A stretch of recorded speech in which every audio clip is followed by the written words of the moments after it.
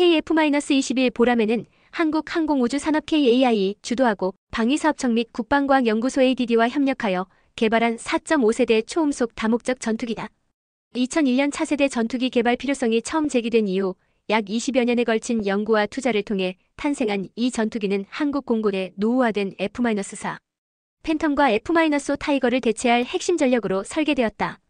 KF-21은 스텔스 성능, 첨단 항전 시스템, 다목적 임무 수행 능력을 갖추고 있으며 공대공 및 공대지 작전에서 탁월한 성능을 발휘하도록 설계되었다.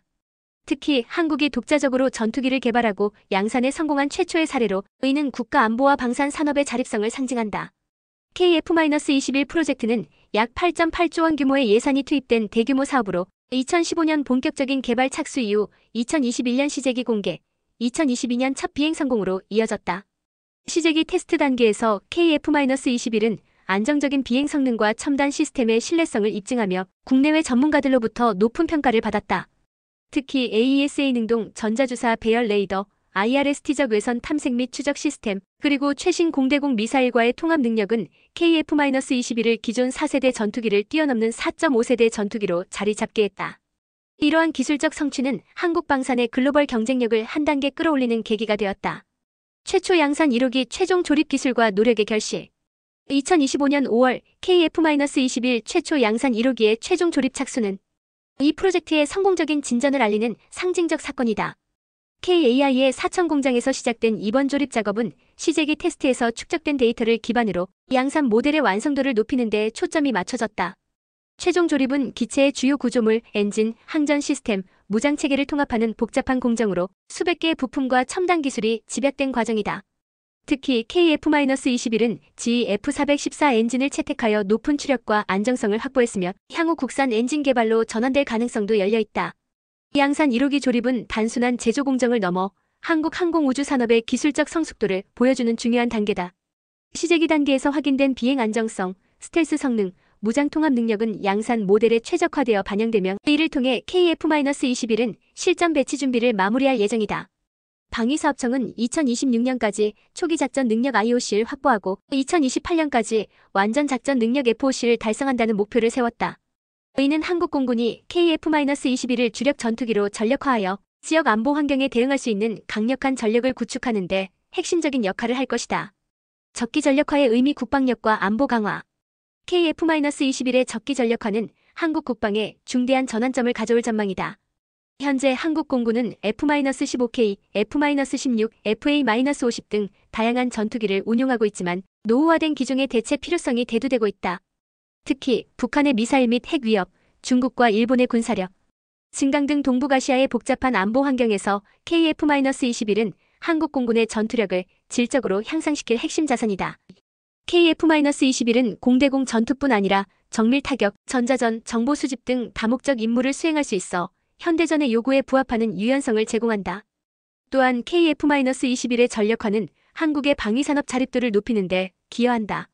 과거 한국은 전투기 도입을 위해 미국, 유럽 등 외국에 의존했지만 KF-21은 설계부터 생산까지 대부분 국내 기술로 이루어졌다.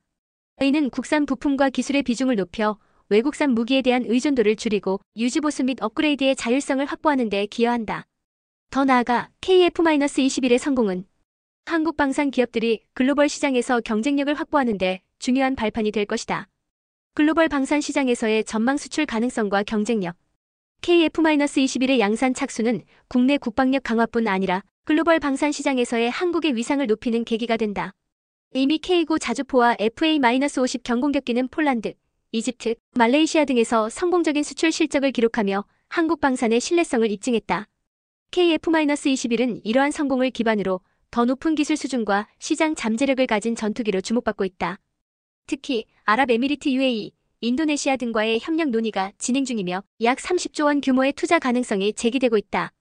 KF-21은 가격 대비 성능 면에서 기존 4.5세대 전투기들과 경쟁할 수 있는 강점을 지닌다.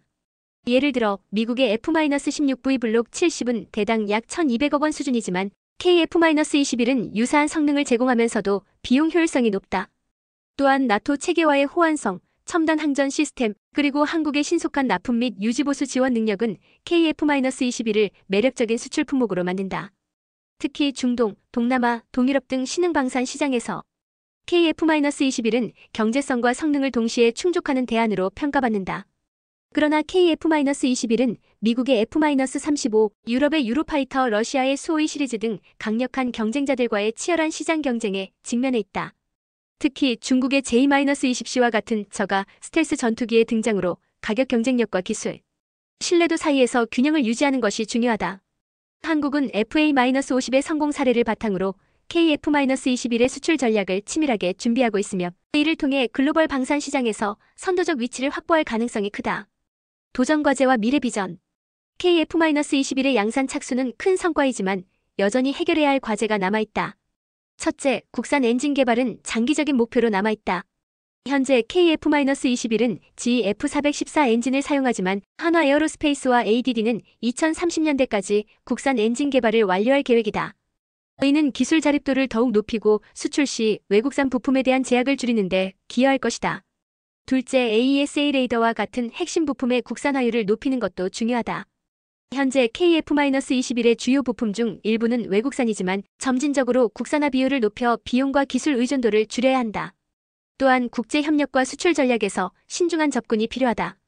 예를 들어 아랍에미리트와의 공동 개발 논의는 약 57조 원의 경제적 효과를 창출할 잠재력이 있지만 기술 이전과 비용 분담을 둘러싼 협상이 복잡할 수 있다.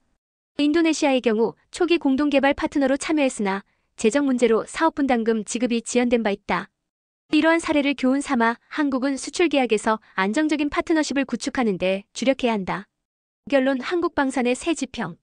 KF-21 보람의 최초 양산 1호기 최종 조립 착수는 한국 항공우주산업의 역사적 이정표다. 이는 단순한 전투기 개발을 넘어 한국의 기술력, 국방 자립도 그리고 글로벌 방산 시장에서의 경쟁력을 상징한다. KF-21은 동북아시아의 복잡한 안보 환경에서 한국 공군의 전력을 강화하고 동시에 중동, 동남아, 유럽 등 글로벌 시장에서 한국 방산의 위상을 높일 기회다.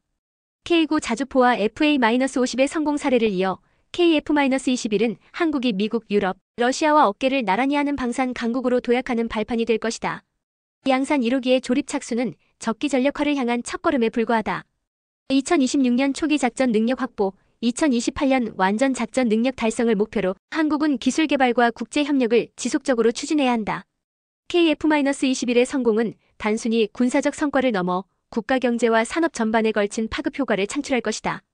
한국 항공우주산업은 이제 세계 무대에서 당당히 주역으로 자리 잡았으며 KF-21은 그 여정의 새로운 시작점이다.